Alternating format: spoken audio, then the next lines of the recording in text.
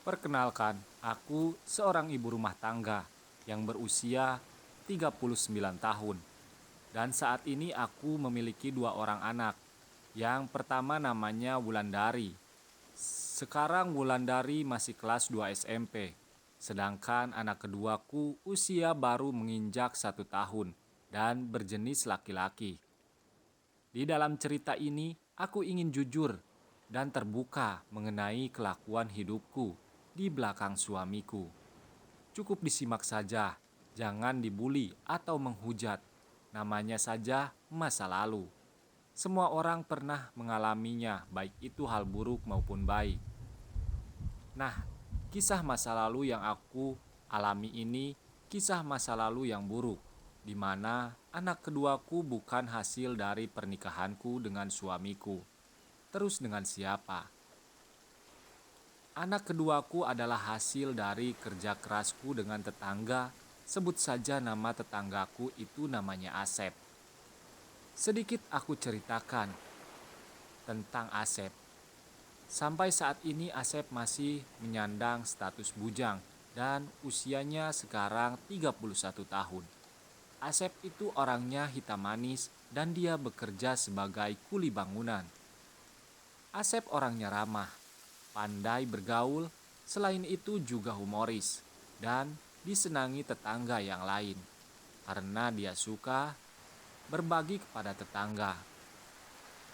Selama hidup bertetangga, hubungan keluargaku dengan Asep cukup dekat. Selain sering silaturahmi, kami juga sering berbagi makanan.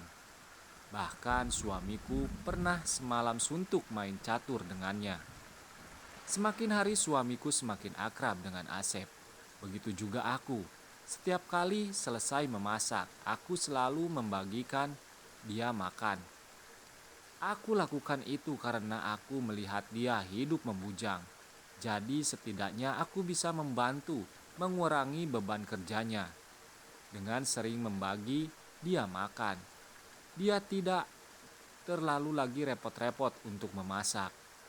Dengan seringnya bertemu, maka semakin hari aku dan Asep semakin akrab. Bahkan kami sering bercanda ria. Hingga akhirnya terjadilah sesuatu yang seharusnya tidak boleh kami lewati berdua. Oh iya, sebelum melanjutkan ceritaku ini, perkenalkan, namaku Kurnia dan suamiku namanya Agus. Usia suamiku sekarang 55 tahun. Suatu malam, hujan turun begitu deras, hingga cuaca dingin menusuk sampai ke tulang. Malam itu, aku tinggal sendirian di rumah. Sementara suamiku sedang pergi ronda malam di komplek desa tempat tinggalku. Kegiatan ronda malam itu memang selalu rutin dilakukan, karena dalam beberapa bulan terakhir, waktu itu desa kami sering terjadi kemalingan.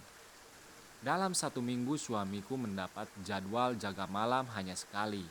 Suamiku orangnya suka begadang, oleh karena itu dia sering kumpul di pos kamling bersama tetangga yang lainnya, hanya sekedar untuk ngobrol dan pulang ke rumah setelah pagi. Dengan seringnya suamiku keluar malam, aku menjadi sering kesepian di rumah. Aku juga pernah bilang ke suamiku, tapi dia tak pernah mendengarkan ucapanku. Dengan santainya, tiap malam dia berkumpul di pos ronda. Waktu itu aku terbangun dari tidur. Saat kulihat, jam ternyata sudah jam 1 malam. Cuaca dingin membuat aku tidak bisa tidur nyenyak. Berulang kali aku berusaha memejamkan mata, namun suara rintik hujan selalu membangunkanku. Akhirnya aku memutuskan untuk menonton televisi di ruang tengah. Karena bosan hanya menonton, aku pergi ke dapur lantas menggoreng kerupuk untuk cemilan. Setelah selesai, aku kembali lagi duduk di depan TV. Saat sedang asik menonton acara musik, tiba-tiba di dalam kamar aku mendengar nada ponselku berbunyi. Dengan cepat aku ke kamar dan mengambil handphone. Aku kaget ada pesan WhatsApp masuk. Kubuka dan kubaca pesannya. Mbak Kurnia, ada Pak Agus. Begitu isi pesannya. Terus terang aku kaget. Nomor pengirim pesan tidak tertera di dalam kontak WhatsAppku. Karena penasaran, lantas aku langsung menelpon. namun panggilan teleponku tidak diangkat. Lalu aku nelpon lagi berulang kali, tapi masih tidak diangkat. Akhirnya, aku mengirim pesan WhatsApp ke nomor itu. "Ini nomor siapa?" Tulisku di layar, lalu kirim. Tak lama berselang, balasan masuk. "Aku orang yang mengagumimu." Sayang, balasnya.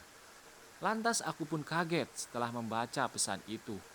Ini orang sembarangan saja, pakai sayang-sayangan segala. Memang ini siapa? Batinku. "Hei, aku ini istrinya Pak Agus. Kamu siapa? Gak sopan banget pakai sayang-sayangan. Kamu itu siapa?" balasku. Setelah itu masuk lagi pesan baru, lalu kubuka. "Mbak Kurnia, jangan marah ya. Aku siapa? Yang jelas kalau ngomong," balasku emosi. "Tapi janji ya, jangan marah dan jangan bilang ke Pak Agus setelah tahu siapa aku," balasnya dengan kalimat disingkat. "Iya, kamu siapa?" balasku lagi. "Aku Asep, tetangga sebelah." Lantas aku kaget seakan tidak percaya. Asep sih ganteng, tetanggaku mengirim WhatsApp aku malam ini. Terus terang, aku tidak marah mendapati pesan WhatsApp darinya. Malah aku senang dan merasa bahagia. "Oh, kamu Asep," balasanku kirim lagi. "Ya mbak, aku Asep dan maaf banget, aku udah lancang ngirim pesan WhatsApp ke istri tetanggaku," katanya. Karena penasaran, akhirnya aku menelpon dia, tapi tak ada jawaban. Lalu dengan hati berbunga-bunga, aku mengirim pesan WhatsApp. "Kalau nggak mau Pak Agus tahu, kamu ngirim aku pesan WhatsApp. Tengah malam angkat nelpon ini," ancamku. Tak lama berselang, Asep menelpon dan aku mengangkatnya. Lalu terjadilah obrolan singkat malam itu. Tak puas hanya dengan obrolan, akhirnya aku meminta Asep datang ke rumah untuk menemuiku. Awalnya aku kaget dan takut, tapi karena aku memaksa, akhirnya Asep datang lewat belakang, melompat pagar, lalu menuju pintu dapur. Dengan wajah cemas dan malu-malu, Asep langsung masuk. "Hai mbak," sapanya senyum-senyum malu. "Duduk dulu," sahutku. Seraya mengambil kursi. Setelah itu aku memastikan keadaan di luar rumah. Kulihat hujan semakin deras. Usai itu aku langsung mendekati Asep dan berucap, "Jadi kamu benar-benar sayang sama aku?" tanyaku dengan menatapnya. "Ya mbak," sahutnya gugup. "Aku juga selama ini mengagumimu Asep," sambungku memanja. "Ah mbak, serius Mbak Kurnia?" tanyanya mantap melekat wajahku. "Iya, aku serius.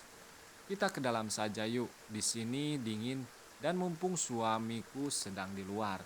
Ajakku menarik tangannya. "Anak mbak gimana? Sudah tidur, ayo."